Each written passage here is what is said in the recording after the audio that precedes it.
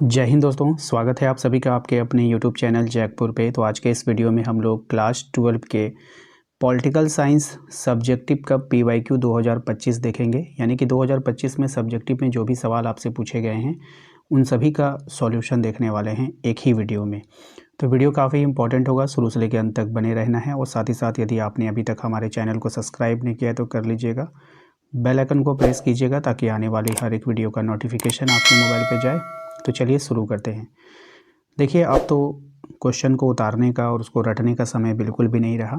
तो मेरी कोशिश यही रहती है कि आसान से आसान भाषा में, सरल से सरल शब्दों में आपको क्वेश्चन आंसर करवाया जाए ताकि आप उसको एक बार पढ़ कर जाएँ और अपने से एग्ज़ाम में खुद से लिख पाएँ। लेकिन ये पॉलिटिकल साइंस है, थोड़ा सा आप लोगों को यहाँ पर कुछ कुछ डाटा याद रखनी होगी, तभी आपके वहाँ पे लिख पाओगे, वरना फिर दिक्कत हो जाएगी। तो चलिए देखिए, सबसे पहला सवाल जो पूछा गया था आपसे, आसियान की स्थापना कब हुई है और इसके कितने सदस्य देश हैं। देखिए, आसियान की जो स्थापना हुई थी वो 8 अगस्त 1967 को हुई थी।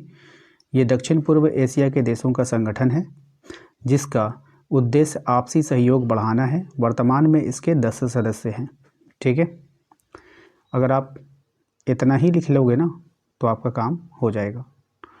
आइए, दूसरा सवाल था आपसे कि एमनेस्टी इंटरनेशनल क्या है। देखिए, एमनेस्टी इंटरनेशनल जो है एक अंतर्राष्ट्रीय मानव अधिकार संगठन है, ये जो मानवों के अधिकारों की रक्षा करता है। ये दुनिया भर में लोगों के अधिकारों की क्या करता है, रक्षा करता है और अन्याय, अत्याचार तथा गलत सज़ा के खिलाफ आवाज़ उठाता है।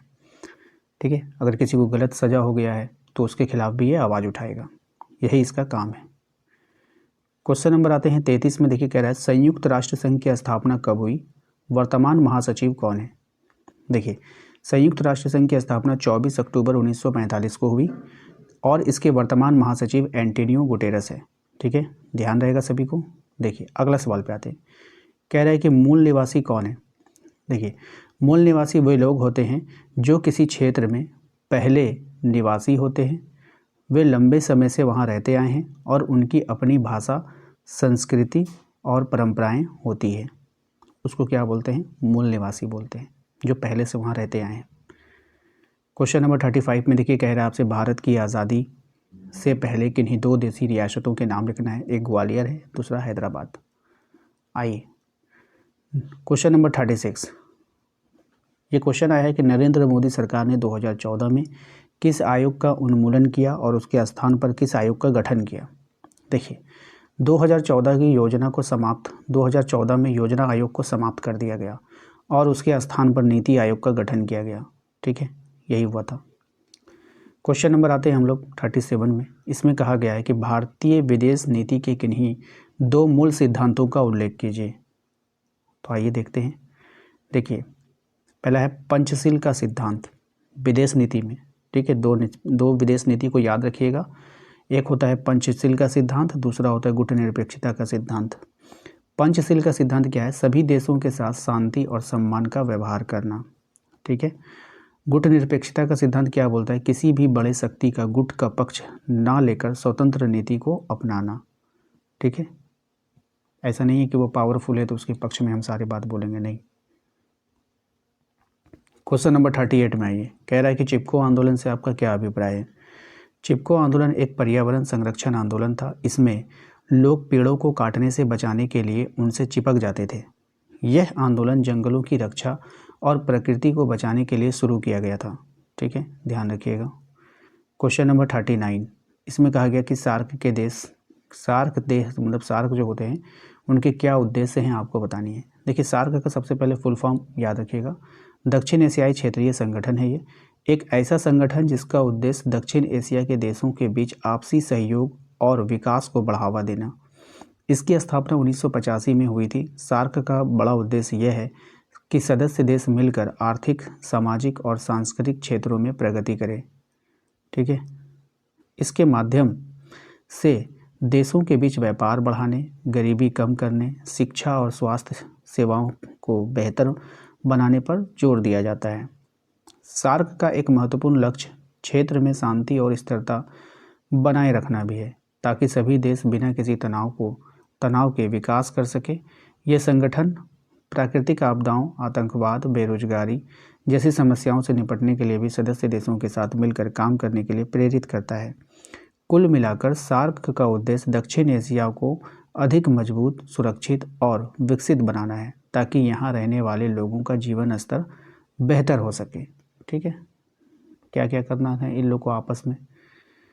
नेक्स्ट है क्वेश्चन नंबर 40। देखिए इसमें कहा गया है विश्व व्यापार संगठन की रूपरेखा क्या है। अब आपको बताना है विश्व व्यापार संगठन की जो रूपरेखा है यानी WTO का क्या है। विश्व व्यापार संगठन WTO एक अंतर्राष्ट्रीय संस्था है जो दुनिया भर में देशों के बीच व्यापार को आसान और सुव्यवस्थित बनाने का काम करती है। इसकी स्थापना 1995 में हुई थी। इसका मुख्य उद्देश्य यह है कि देशों के बीच व्यापार बिना भेदभाव और तय नियमों के अनुसार हो।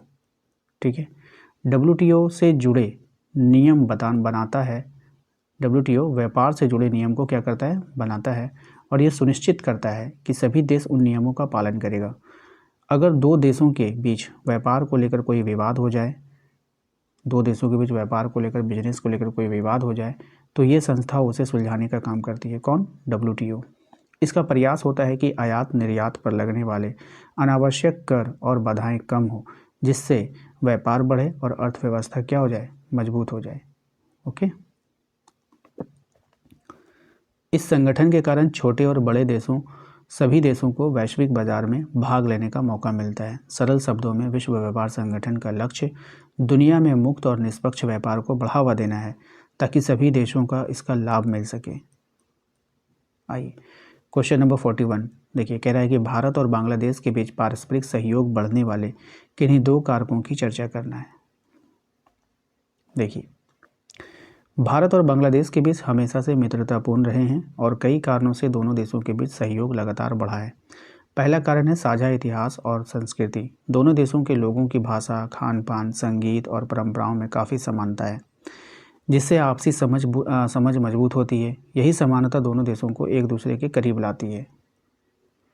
दूसरा महत्वपूर्ण कारण है आर्थिक सहयोग। भारत बांग्लादेश का एक बड़ा व्यापारिक साझेदार है। दोनों देश आपस में वस्तुओं का आयात निर्यात करते हैं और कई विकास परियोजनाओं में साथ काम कर रहे हैं। सड़क, रेल, जलमार्ग जैसी कनेक्टिविटी बेहतर होने से व्यापार और यात्रा क्या हुई है, आसान हुई है। इसके अलावा दोनों देश सुरक्षा, ऊर्जा, जल बंटवारे जैसे मुद्दों पर भी मिलकर काम कर रहे हैं। इस प्रकार सांस्कृतिक नज़दीकी और आर्थिक साझेदारी ने भारत और बांग्लादेश के संबंधों को और मजबूत बनाया है। नेक्स्ट है सैन्य शक्ति के रूप में अमेरिकी वर्चस्व का वर्णन करना है, जो काफ़ी अच्छा सवाल है। देखिए शीत युद्ध के बाद अमेरिका दुनिया का सबसे बड़ी सैन्य शक्ति बनकर उभरा है। उसके पास आधुनिक हथियार, उन्नत तकनीक और बहुत बड़ी सेना है, जिसके कारण उसे विश्व स्तर पर मजबूत माना जाता है। अमेरिका का रक्षा बजट दुनिया में सबसे अधिक है, जिससे वो लगातार नई सैन्य तकनीक विकसित करता रहता है। अमेरिका के पास परमाणु हथियार, शक्तिशाली वायुसेना, आधुनिक नौसेना और दुनिया के कई देशों में सैन्य ठिकाने हैं। इन कारणों से वो किसी भी क्षेत्र में जल्दी से कार्रवाई करने की क्षमता रखता है। कई अंतर्राष्ट्रीय संगठनों और सैन्य गठबंधनों में भी उसका प्रभाव दिखाई देता है। हालांकि अमेरिका का ये वर्चस्व केवल शक्ति प्रदर्शन नहीं है, बल्कि वो कई बार शांति स्थापित करने और आतंकवाद से लड़ने के नाम पर भी हस्तक्षेप करता है। इस प्रकार मजबूत सेना और आधुनिक तकनीक के कारण अमेरिका को सैन्य शक्ति के रूप में विश्व का प्रमुख देश माना जाता है। ठीक है, कोई ओल झोल नहीं है, सिंपल बातों में मैंने आपको यहाँ पे सब करवा रखा है। नेक्स्ट सवाल है सामूहिक सुरक्षा से आप क्या समझते हैं। देखिए सामूहिक सुरक्षा एक ऐसी व्यवस्था है जिसमें कई देश मिलकर एक दूसरे की सुरक्षा का वादा करते हैं। इसका मूल विचार यह है कि यदि किसी देश पर हमला होता है तो उसे सभी देशों पर हमला माना जाएगा और सभी मिलकर उसका सामना करेंगे। इससे युद्ध की संभावना कम होती है और शांति बनाए रखने में मदद मिलती है। इस व्यवस्था का उद्देश्य आक्रमण को रोकना और विश्व में स्थिरता बनाए रखना है। संयुक्त राष्ट्र संघ इसी सिद्धांत पर काम करता है, जहां सदस्य देश शांति बनाए रखने के लिए सहयोग करते हैं। सामूहिक सुरक्षा से छोटे देशों को भी सुरक्षा मिलती है, क्योंकि वे अकेले नहीं होते हैं। सरल शब्दों में सामूहिक सुरक्षा का मतलब है सब एक के लिए और एक सब के लिए। जब देश मिलकर खड़े होते हैं तो किसी भी आक्रमणकारी के लिए हमला करना कठिन हो जाता है। मतलब ये है कि सामूहिक का मतलब होता है मिल करके, जैसे कि 8-10 मिल करके एक संगठन बना लिए, और अगर कोई बाहरी देश एक भी इसमें मतलब 8 सदस्य हैं, अगर एक पर भी हमला करता है तो वो आठों पे हमला माना जाएगा। फिर ये आठों देश मिल करके इसको जवाब देंगे या इससे सामना करेंगे। तो इससे होगा क्या कि ये तो इसको फिर अकेला इस पर हमला नहीं करेगा। इससे क्या हुआ, शांति स्थापित हुआ ना, बस वही इसका मतलब होता है। जल प्रदूषण से आप क्या समझते हैं? देखिए, जल प्रदूषण का अर्थ है पानी गंदा और हानिकारक हो जाना, जिससे वह पीने और उपयोग के योग्य नहीं रहता है। जब नदियाँ, झीलों और समुद्रों में कचरा, रसायन, फैक्ट्री का गंदा पानी या सीवेज डाला जाता है तो पानी क्या हो जाता है, प्रदूषित हो जाता है। इससे सबसे बड़ा असर मानव स्वास्थ्य पर पड़ता है। दूषित पानी पीने से कई बीमारियां फैलती हैं, जैसे हैजा, टाइफाइड और पेट की जुड़ी समस्याएं। इसके अलावा जल प्रदूषण से मछलियां और अन्य जलीय जीव भी मरने लगते हैं, जिससे पर्यावरण का संतुलन क्या होता है, बिगड़ जाता है। जल प्रदूषण को रोकने के लिए हमें कचरा पानी में नहीं फेंकना चाहिए, फैक्ट्रियों के अपशिष्ट को साफ करके ही छोड़ना चाहिए और लोगों को जागरूक करना चाहिए। स्वच्छ जल हमारे जीवन के लिए बहुत ज़रूरी है, इसलिए इसे बचाना हम सबकी क्या है, जिम्मेदारी है। नेक्स्ट है आपका कि वैश्वीकरण क्या है। देखिए, वैश्वीकरण एक ऐसी प्रक्रिया है जिसके द्वारा दुनिया के अलग अलग देश आपस में आर्थिक, सामाजिक, सांस्कृतिक और तकनीकी रूप से जुड़ते जा रहे हैं। आज एक देश में बनी वस्तु आसानी से दूसरे देश में पहुंच जाती है और लोग भी शिक्षा, नौकरी और व्यापार के लिए विदेश जाते हैं। इसी को क्या बोलते हैं, वैश्वीकरण। वैश्वीकरण का सबसे बड़ा प्रभाव व्यापार और तकनीकी में देखा जाता है। इंटरनेट संचार के संसाधनों ने दुनिया को छोटा बना दिया है। इससे नए अवसर पैदा हुए हैं, रोजगार बढ़ा है और लोगों को जीवन स्तर बेहतर हुआ है। ठीक है, सिंपल से आपको याद रखना है, वैश्वीकरण का मतलब एक देश दूसरे देश से कनेक्टिविटी। ठीक है, हालांकि इसके कुछ नकारात्मक प्रभाव भी हैं, जैसे स्थानीय लोगों, उद्योगों को नुकसान, सांस्कृतिक पहचान पर असर। फिर भी वैश्वीकरण ने देशों के बीच दूरी कम कर दी है और सहयोग बढ़ाया है। सरल शब्दों में वैश्वीकरण का मतलब पूरी दुनिया का एक दूसरे से जुड़ जाना। ये वाला पॉइंट अगर आप याद रखोगे ना, सिर्फ इतना सा, अगर आपने सिर्फ ये वाला लाइन याद रखा कि वैश्वीकरण का मतलब है पूरी दुनिया का एक दूसरे से जुड़ जाना, तो आप इसी पॉइंट पे पकड़ करके 10-12 लाइन लिख सकते हो कि कैसे जुड़ते हैं, क्या फ़ायदा होता है और क्या नुकसान होता है। ठीक है, नेक्स्ट है नियोजित विकास का अर्थ क्या है, आपको बतानी है। देखिए, नियोजित विकास का अर्थ किसी देश का विकास एक तय योजना के अनुसार करना। इसमें सरकार पहले से लक्ष्य निर्धारित करती है और फिर उन लक्ष्यों को पूरा करने के लिए योजनाएं बनाकर लागू करती है। इसका उद्देश्य देश की आर्थिक और सामाजिक स्थिति को बेहतर बनाना है। ठीक है, मतलब प्लानिंग करना, एक विकास का यानी कि एक काम करना, उसके ऊपर प्लानिंग करके काम करना। ठीक है, नियोजित विकास के तहत उद्योग, कृषि, शिक्षा, स्वास्थ्य, परिवहन और रोजगार जैसे क्षेत्रों पर विशेष ध्यान दिया जाता है। सरकार संसाधनों का सही उपयोग सुनिश्चित करती है ताकि विकास का लाभ समाज के सभी वर्गों तक क्या हो सके, पहुंच सके। भारत में आज़ादी के बाद पंचवर्षीय योजनाओं के माध्यम से नियोजित विकास को अपनाया गया, जिससे देश ने कई क्षेत्रों में प्रगति की। आसान शब्दों में, जब विकास बिना योजना के नहीं बल्कि सोच समझकर किया जाता है तो उसे नियोजित विकास कहा जाता है ना। क्योंकि विकास का कोई भी आप प्रोग्राम लेकर आ रहे हो तो उसको सोच समझकर एक योजना के तहत चलाना ही नियोजित विकास कहलाता है। चलिए नेक्स्ट सवाल को देखेंगे हम लोग। नेक्स्ट सवाल क्या है आपका कि सोवियत प्रणाली में सुधार के लिए गोर्बाचोव की भूमिका और सोवियत संघ पर इन सुधारों के प्रभावों का वर्णन करना है। अब ध्यान से समझिएगा, क्योंकि ये काफ़ी जो है मुश्किल सवाल है, लेकिन इसको आप लोग आसानी से कर सकते हो अगर आप समझ के जाओगे तो। मिखाइल गोर्बाचोव सोवियत संघ के एक महत्वपूर्ण नेता थे। उन्होंने 1985 में सत्ता संभाली और उस समय सोवियत संघ आर्थिक समस्याओं, राजनीतिक असंतोष और धीमी विकास की दर से जूझ रहा था। ठीक है, 3 प्रॉब्लम थी। एक तो आर्थिक समस्या, राजनीतिक असंतोष का मतलब है कि लोगों को वहाँ राजनेता पसंद नहीं था। धीमी विकास का मतलब विकास की दर बहुत धीमी थी। देश को मजबूत बनाने के लिए गोर्बाचोव ने 2 प्रमुख नीतियाँ शुरू की। कौन कौन सी नीतियाँ? एक था पेरोस्ट्राइका, पुनर्गठन, और ग्लासनोस्ट यानी खुलापन। पेरोस्ट्राइका का उद्देश्य अर्थव्यवस्था को सुधारना था। ठीक है, इसके तहत निजी क्षेत्रों को थोड़ी आज़ादी दी गई और उत्पादन बढ़ाने की कोशिश की गई।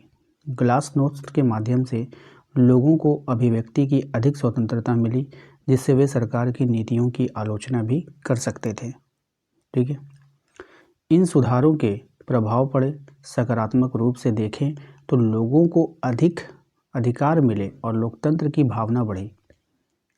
अब लोगों को छूट मिलेगा तो अधिकार ही मिला ना। लेकिन दूसरी ओर खुलापन बढ़ने से अलग अलग गणराज्यों में स्वतंत्र होने की मांग तेज हो गई। आर्थिक स्थिति भी तुरंत नहीं सुधरी, जिससे असंतोष और क्या हो गया, बढ़ गया। अंततः 1991 में सोवियत संघ टूटकर कई स्वतंत्र देशों में बंट गया। इस तरह गोर्बाचोव के सुधारों ने जहां बदलाव लाने की कोशिश की, वहीं सोवियत संघ के विघटन का एक बड़ा कारण बना। क्योंकि जब वो छूट दे दिया कि आप अपने खुल करके अपनी बात रख सकते हैं, सरकार की आलोचना कर सकते हैं, ठीक है, अपने फैसले ले सकते हैं, तो ये जब मिला तो फिर सब लोग बोलने लगा कि हम अलग देश बनाएंगे। ठीक है, तो सबको आज़ादी मिल गई। तो यही कारण से क्या हुआ, उसका देश टूट गया। स्वतंत्र भारत में लोकतंत्र स्थापित करने की कौन सी चुनौतियां थी, ध्यान से देखिएगा। जब भारत 1947 में आज़ाद हुआ, तब देश के सामने लोकतंत्र स्थापित करना आसान नहीं था। सबसे बड़ी चुनौती थी देश का विभाजन। विभाजन के कारण भारी हिंसा हुई और लाखों लोग बेघर हो गए। विभाजन का मतलब होता है बंटवारा, जिससे देश में अस्थिरता का माहौल बन गया। दूसरी चुनौती थी रियासतों का विलय। भारत में 500 से अधिक देशी रियासतें थीं, जिन्हें एक राष्ट्र में जोड़ना जरूरी था। यह काम कठिन था, लेकिन सफलतापूर्वक किया गया। तीसरी बड़ी समस्या थी गरीबी और अशिक्षा। उस समय बहुत से लोग पढ़े लिखे नहीं थे और आर्थिक रूप से कमज़ोर थे। ऐसे में लोकतंत्र को मजबूत बनाना चुनौतीपूर्ण था, क्योंकि लोगों को अपने अधिकार और कर्तव्यों की जानकारी क्या थी, कम थी। इसके अलावा जातिवाद, सांप्रदायिकता भी बड़ी बाधाएं थीं, जो समाज में भेदभाव पैदा करती थी। और एक महत्वपूर्ण कार्य था संविधान का निर्माण, ताकि सभी नागरिकों को समान अधिकार मिल सके। इन कठिनाइयों के बावजूद भारत ने लोकतंत्र को सफल बनाया। नियमित चुनाव, स्वतंत्र न्यायपालिका और मौलिक अधिकारों ने भारत को दुनिया का सबसे बड़ा लोकतांत्रिक देश बना दिया। ठीक है, क्वेश्चन नंबर 49 को देखेंगे। कह रहा है कि अमेरिका के साथ भारत के वर्तमान संबंधों का वर्णन करना है। आइए करते हैं। आज भारत और अमेरिका के संबंध काफ़ी मजबूत और मित्रतापूर्ण हैं। दोनों देश दुनिया के बड़े लोकतांत्रिक राष्ट्र और कई क्षेत्रों में एक दूसरे का सहयोग करते हैं। सबसे पहले आर्थिक संबंध की बात करें तो दोनों देशों के बीच व्यापार तेज़ी से बढ़ रहा है। अमेरिका भारत का एक प्रमुख व्यापारिक साझेदार है। तकनीकी, दवा, शिक्षा और IT जैसे क्षेत्रों में दोनों देश मिलकर काम कर रहे हैं। रक्षा क्षेत्र में भी सहयोग बढ़ा है। दोनों देश संयुक्त सैन्य अभ्यास करते हैं, सुरक्षा से जुड़े मुद्दों पर साथ काम करते हैं। इससे क्षेत्रीय और वैश्विक शांति बनाए रखने में मदद मिलती है। इसके अलावा विज्ञान, तकनीक, अंतरिक्ष अनुसंधान और शिक्षा के क्षेत्र में साझेदारी मजबूत हो रही है। बहुत से भारतीय छात्र अमेरिका में पढ़ाई करते हैं, जिससे दोनों देशों के बीच सांस्कृतिक संबंध भी बेहतर होते हैं। हालांकि कभी कभी व्यापार और नीतियों को लेकर मतभेद भी होते हैं, लेकिन बातचीत से उन्हें सुलझा लिया जाता है। कुल मिलाकर के भारत और अमेरिका के संबंध सहयोग, विश्वास और साझा हितों पर आधारित है। ठीक है, इस तरह से आपको बना के लिख देना है। क्वेश्चन नंबर 50 में देखिए, कह रहा है कि गुजरात में नवनिर्माण आंदोलन के कारण तथा परिणामों पर प्रकाश डालिए। आइए देखते हैं। नवनिर्माण आंदोलन 1974 में गुजरात में शुरू हुआ था। ये आंदोलन मुख्य रूप से छात्रों द्वारा बढ़ती महंगाई, भ्रष्टाचार और खराब प्रशासन के खिलाफ शुरू किया गया था। उस समय लोगों को रोज़मर्रा की चीज़ें महंगी मिल रही थी और सरकार पर भ्रष्टाचार के आरोप लग रहे थे। ठीक है, आंदोलन की शुरुआत एक छात्र विरोध से हुई, लेकिन धीरे धीरे ये पूरे राज्य में फैल गया। आम जनता ने भी इसका समर्थन किया। लोगों ने हड़ताल, रैलियां और प्रदर्शन किए, जिससे सरकार पर दबाव बढ़ने लगा। इस आंदोलन का सबसे बड़ा परिणाम ये हुआ कि उस समय की राज्य सरकार को इस्तीफा देना पड़ा और विधानसभा भंग कर दी गई। इसके बाद नए चुनाव कराए गए। नवनिर्माण आंदोलन ने यह दिखाया कि जब जनता एकजुट होती है तो वो सरकार को जवाबदेह बना सकती है। इसने देश के अन्य हिस्सों में भी लोगों को भ्रष्टाचार के खिलाफ आवाज़ उठाने के लिए प्रेरित किया। इस प्रकार यह आंदोलन भारतीय लोकतंत्र में जनशक्ति का एक महत्वपूर्ण उदाहरण बन गया। क्वेश्चन नंबर 51, इसमें कह रहा है भारतीय किसान यूनियन की उत्पत्ति एवं कार्यों को लिखें। किसान यूनियन कैसे उत्पत्ति हुआ, उसके क्या कार्य हैं, इसके बारे में आपको बतानी है। देखिए, भारतीय किसान यूनियन एक संगठन है जो किसानों के अधिकारों की रक्षा और उनकी समस्याओं को सरकार तक पहुंचाने के लिए बनाया गया। इसकी स्थापना 1978 में चौधरी महेंद्र सिंह टिकैत जैसे किसान नेताओं के प्रयास से हुई। इस संगठन का मुख्य उद्देश्य किसानों को उनकी फसलों का उचित मूल्य दिलाना, बिजली पानी की सुविधा उपलब्ध कराना और कर्ज के बोझ को कम करना है। जब किसानों की मांग पूरी नहीं होती तो ये संगठन शांतिपूर्ण तरीके से धरना, रैली और प्रदर्शन करता है। भारतीय किसान यूनियन ने कई बार बड़े आंदोलन का नेतृत्व किया है, जिससे सरकार को किसानों की समस्या पर ध्यान देना पड़ा। इसने किसानों को एकजुट किया है और उन्हें उनके अधिकारों के प्रति जागरूक बनाया है। ठीक है, सरल शब्दों में कहें तो भारतीय किसान यूनियन किसानों की आवाज़ है, जो उनके हितों की रक्षा के लिए लगातार काम करती है और उनके जीवन को बेहतर बनाने का प्रयास करती है। ठीक है, क्वेश्चन नंबर 52, भारत में नक्सलवादी आंदोलन के विस्तार के लिए उत्तरदायी परिस्थितियों की परीक्षण कीजिए तथा नक्सलवाद को कुचलने का तरीका आपको समझाना है कि कैसे उसको कम किया जा सकता है। देखिए, नक्सलवादी आंदोलन भारत में उन क्षेत्रों में ज़्यादा फैला जहां गरीबी, बेरोजगारी, अशिक्षा अधिक थे। कई आदिवासी और ग्रामीण इलाकों में लोगों को ज़मीन के अधिकार, रोजगार और बुनियादी सुविधाएं नहीं मिल पा रही थी। इसमें उनमें असंतोष बढ़ा और कुछ लोग इस आंदोलन से जुड़ गए। सरकारी योजनाओं का सही लाभ जरूरतमंद तक नहीं पहुंचाना, भ्रष्टाचार और सामाजिक अन्याय भी इसके फैलाव के बड़े कारण बने। यानी कि सरकार अगर गरीब के लिए कुछ दे रही थी, वहाँ तक पहुँच ही नहीं रहे, तो लोग गुस्से में आकर के नक्सलवाद से जुड़ने लगे। जब लोगों को लगा कि उनकी समस्याएं नहीं सुनी जा रही है, तो उन्होंने विरोध का रास्ता अपनाया। और क्या अपनाया? नक्सलवाद। नक्सलवाद को रोकने के लिए केवल बल प्रयोग पर्याप्त नहीं, सबसे ज़रूरी है इन क्षेत्रों का विकास करना। अच्छी सड़कें, स्कूल, अस्पताल, रोजगार के अवसर उपलब्ध कराना, लोगों को शिक्षा देना और उनके अधिकारों की रक्षा करना भी बहुत ज़रूरी है। देखिए, मैं आप लोग को शॉर्ट में बता देता हूँ नक्सलवाद होता क्या है। नक्सलवाद कोई आतंकवाद नहीं होता, बल्कि वो क्या करते हैं, एक मतलब जब उनको लगता है कि सरकार उनके साथ भेदभाव कर रही है, उनके गांव में सड़कें नहीं है, उनके गांव में रोजगार नहीं है, उनके गांव में कुछ भी नहीं है, अस्पताल नहीं है, ठीक है, तो वो सोचते हैं कि अब जो है हम अपना हक जो है छीन कर लेंगे। ठीक है, ऐसे वे लोग नहीं देंगे, अब हम अपना हक छीनेंगे। तो छीनने के लिए क्या रास्ता अपनाया? तो छीनने के लिए उन लोगों ने गलत रास्ता अपनाया, हथियार उठा लिया, एक टीम बना लिया। टीम बनाने के बाद फिर कहीं भी किसी के ऊपर हमला कर देते हैं, उससे छीन लेते हैं। ठीक है, तो इस तरह से वो लोग एक नक्सलवाद बन गए। बात समझ में आया? साथ ही सरकार को सुरक्षा व्यवस्था मजबूत करनी चाहिए ताकि हिंसा को रोका जा सके। बातचीत और समझदारी से ही समस्या का समाधान निकालना भी महत्वपूर्ण है। इस प्रकार विकास और सुरक्षा दोनों को संतुलन से नक्सलवाद जैसी समस्या को कम किया जा सकता है। ठीक है, तो ये था आपका टोटल 2025 के सभी सवालों जो हमने आपको करवा दी। एक बार रिवीजन करके जरूर जाइएगा। आशा करते हैं कि आप लोगों को आज का ये वीडियो पसंद आया होगा। वीडियो को लाइक कर देना है और नेक्स्ट आने वाली वीडियो की नोटिफिकेशन पाने के लिए आप हमारे चैनल को सब्सक्राइब कर सकते हैं, बेल आइकन को प्रेस कर लीजिए। साथ ही साथ यदि आप हमारे व्हाट्सएप ग्रुप ज्वाइन करना चाहते हैं तो आप हमारे दिए गए नंबर पर मैसेज करके व्हाट्सएप ग्रुप को भी ज्वाइन कर लीजिएगा। Thank you.